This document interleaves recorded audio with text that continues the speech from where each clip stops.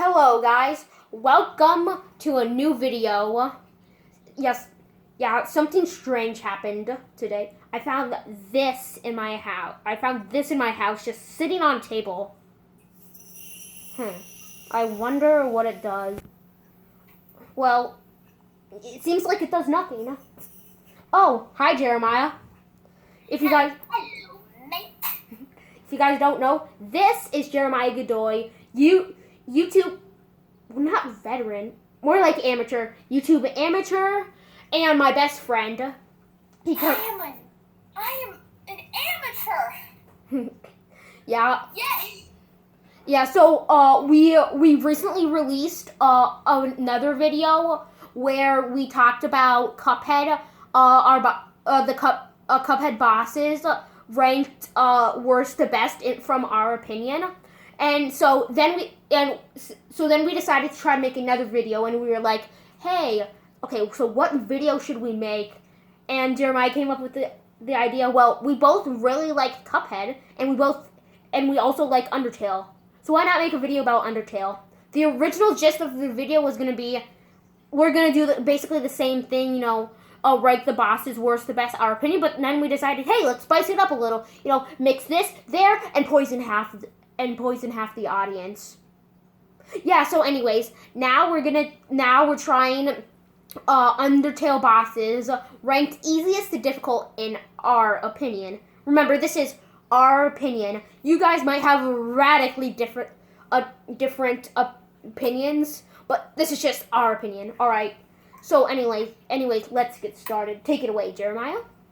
Number 1, Mettaton Neo.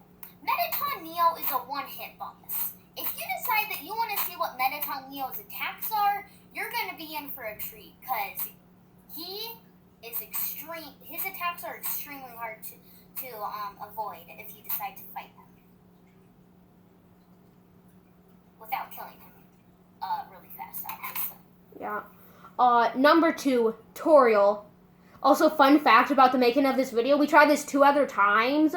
Each of them got cut short, and in each of the videos, I accidentally called Toriel tutorial, because she is a tutorial boss into the game. Yeah, pretty easy. Yeah, you only get the title screen to the game after you defeat her. Yeah, but anyways, the reason why she's ranked number 2 is for 2 reasons. One, she is the second boss of the game. Man. Number 2 is using a lot of 2s. She's the second boss of the game, which makes her fairly easy. And number 2, you literally can't die to her. No matter, when you're low on HP and during the end of the battle, you cannot die to her. Her attacks will avoid you like you've got a new variant of Corona.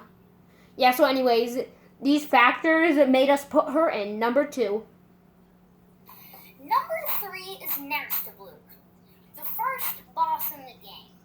Some people may consider this depressed ghost not a boss, but his attacks are a lot easier to avoid than tutorials.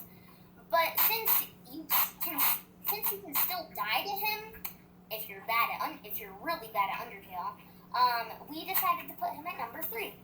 Yeah. Number 4, Tobias. Not Tobias. Papyrus. What was that? Papyrus. Yeah, we got a new Undertale boss. His name is Tobias. Yeah, and he's from the amazing world of Gumball. Yeah. Yeah, anyways, Papyrus. So, yeah, Papyrus being the 3rd boss of the game is pretty easy. Like most bosses that spare you, you can go through his entire battle without doing any damage to him.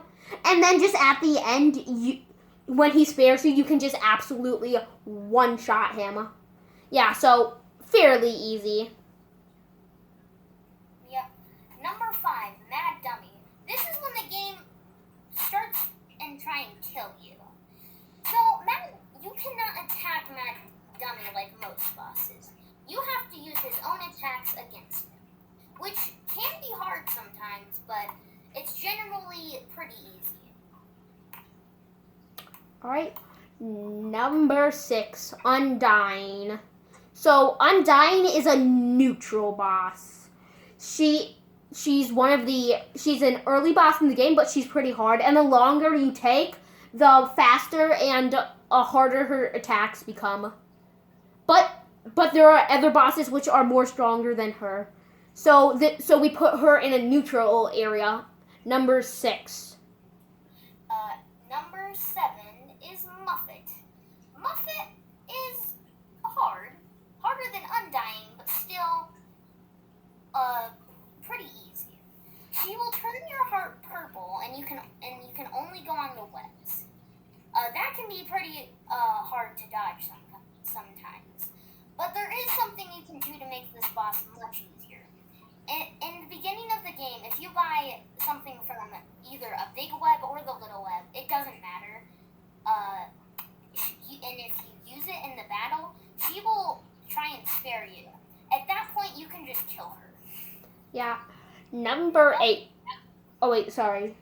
Well, I was just going to say that was number 7. Okay. Number 8, Metaton EX. Metaton EX is, like the other two, a fairly neutral boss. Not too easy, but not too hard.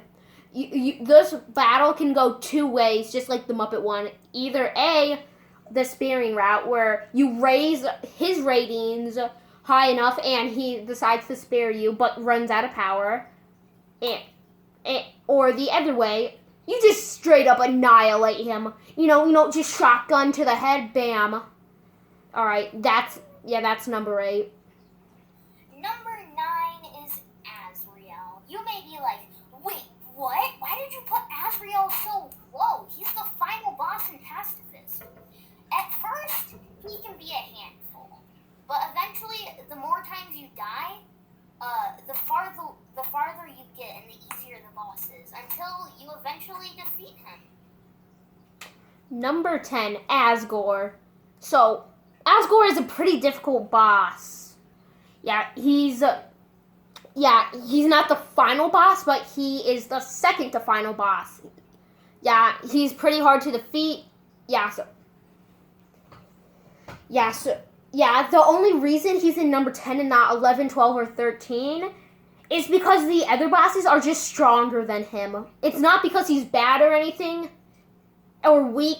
It's just because the other bosses are stronger than him. Alright? Anyways, that's why he's in number 10. Number 11 is Omega Flowey, the last boss in Undertale Neutral. He can be a real handful sometimes. At first, he seems impossible, but the more and more you do him, the more familiar you are with his attack. And you can eventually beat the other two bosses are just harder than him. He's still very strong. That was number 11. Alright.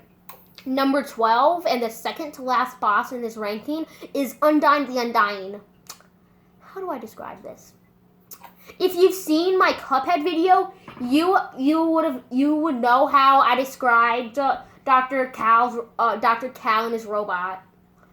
Yeah, with Undyne the Undying, I basically feel the same way. The only difference is that I haven't beaten her. Her attacks are really hard, super fast paced. And it doesn't matter that you're stronger because of the genocide thing.